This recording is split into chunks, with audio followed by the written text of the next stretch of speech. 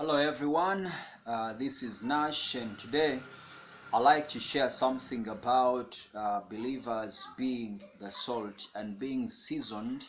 In everything we must be seasoned with salt in all that we do. Now in the book of Matthew chapter 5 verse 13, Jesus in addressing his disciples, he says, "You are the salt of the earth, but if the salt loses its saltness, how can it be made salty again? It is no longer good for anything except to be thrown out and trampled underfoot." Now, salt here, when Jesus was sharing about this, it comes at a time when he has just finished sharing about the Beatitudes while he was on the mountain, and he tries to establish this further.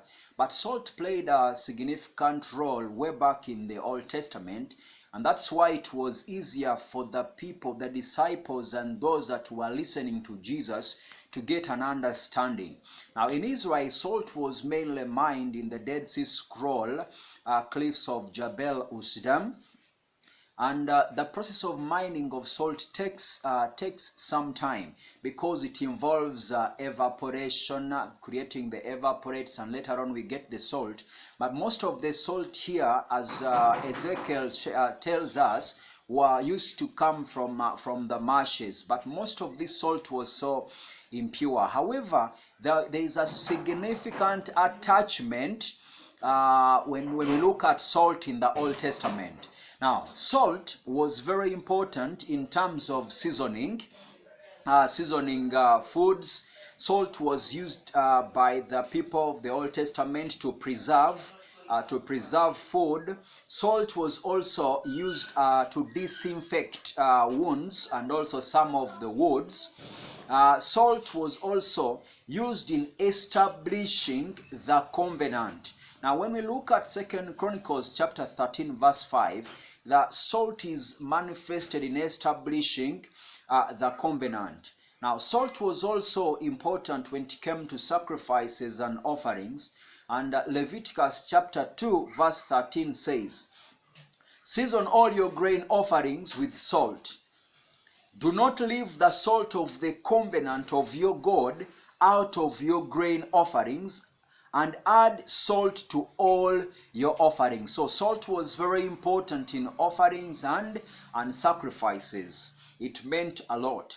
Now, salt was also used mainly in the obligations. It would bind the obligations of everyone that was served food on the king's table. In the book of Ezra, chapter 4 verse 15, chapter 4 verse 14 says, "Now since we are under obligation to the palace, it is not proper for us to see the king dishonored.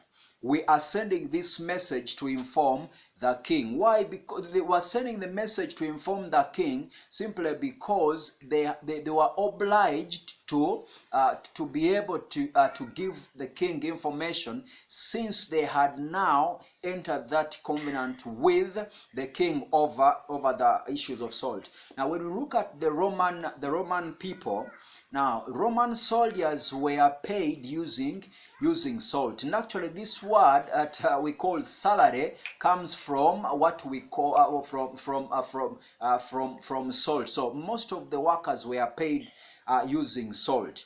Now, salt serves a number of functions. When we look at the uses of salt, salt is used to flavor food.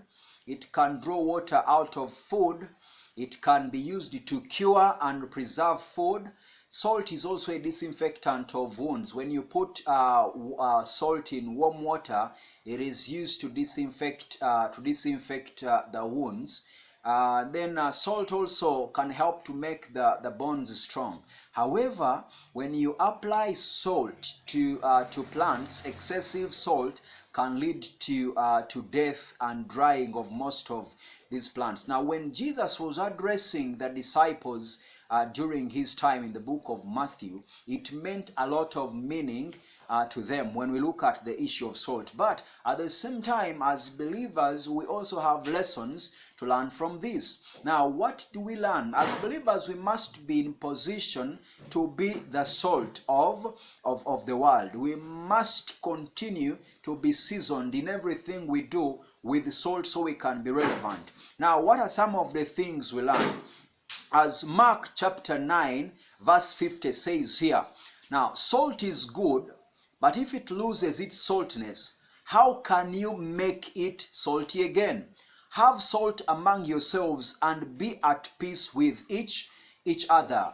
As believers, we must seek to be at peace with each other. We must be peace seekers. When you look at the Beatitudes, Christ talks about the peacemakers, and therefore we must be able to be at peace with each other. Now, as a believer, do you strive to keep peace? And of course, when I talk about keeping peace, I'm not talking about compromising your values, but having peace in line with extending the gospel and the kingdom of heaven.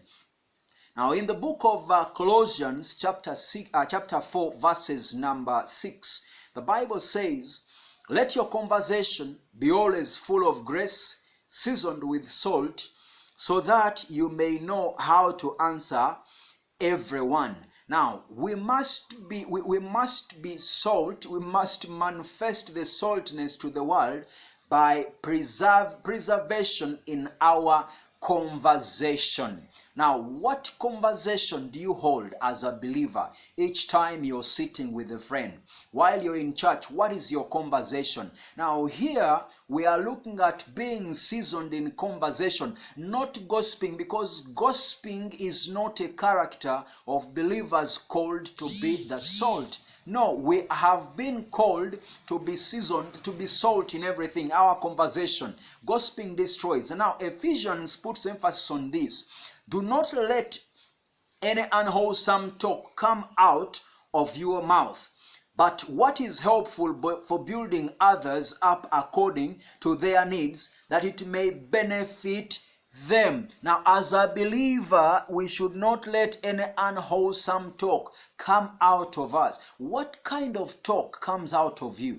Believer, search yourself. Are you really the salt in this world? Are you continuing to preserve life by the conversation? Now, Jesus, in the book of Matthew, when he's teaching, that's chapter 18, when he's teaching about church discipline and about a brother who has sinned against you, I'll get time to share about that. He talks mainly about keeping, going to the brother so you can make sure you point out the error to the brother. Now, that was mainly meant to help kill gossip. Now, when you kill gossip by conversation, having better conversation, you save the church. Now, what is our conversation? Believers, we cannot continue gossiping about people. We cannot continue gossiping about others. We cannot continue having people put down simply because of our kind of conversation. Now, we must be the salt of this world. Next is, we learn also that we should also, in order to be the salt, stop being a naive believer. Stop compromising the things of God. Now, follow what Jesus tells us to do, because a believer who is going to be the salt is one that will live in accordance to what the Bible teaches. Let's read Luke chapter 14 from verse 25 and 35. There is a cost of being a disciple. Now, are you following what the Lord requires of you? Because if you lose the saltness, this salt deserves to be thrown out. But we must continue to keep the saltness in us. Now, in order for us not to be naive believers, we must first of all understand what Jesus demands of us. What is the cost of following him, and be able to let go of anything that tries to fail us. Now, you cannot tell me you are you are a disciple of Christ, but you continue to live in prostitution. You cannot be a believer following Christ and you are saved and continue to steal and continue to do what is evil. No, you cannot be a believer who is salt in this world and you continue to cause other people to lose out in life by the way we live. Stop being a naive believer. Raise up and be a believer. Stand for what you believe. Now, the other thing that I want us to learn about the saltness, we must be salt when it comes to forgiveness. As I said, I'll be sharing about the concept of forgiveness, why we forgive and why we should actually forgive. I'll be sharing that. But as believers, to be the salt, we must also grow in forgiveness. You cannot continue being a believer, say you're a believer, but you still hold unforgiveness at heart. I charge you to now begin to manifest the saltness by living in the world of forgiveness. Now, as you live a life of unforgiveness, what are you teaching the world? Will the world see forgiveness in you? If they don't see forgiveness in you, do you give them reason to accept Christ?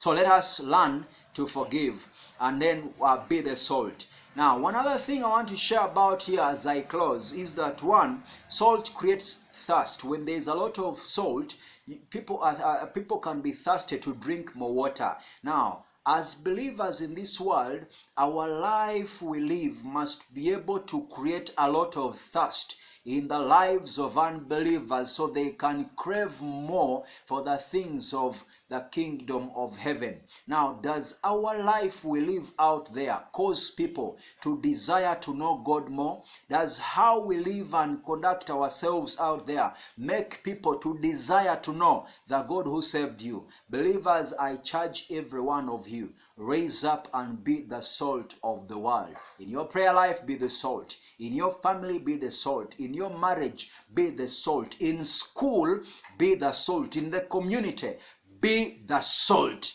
And God bless you.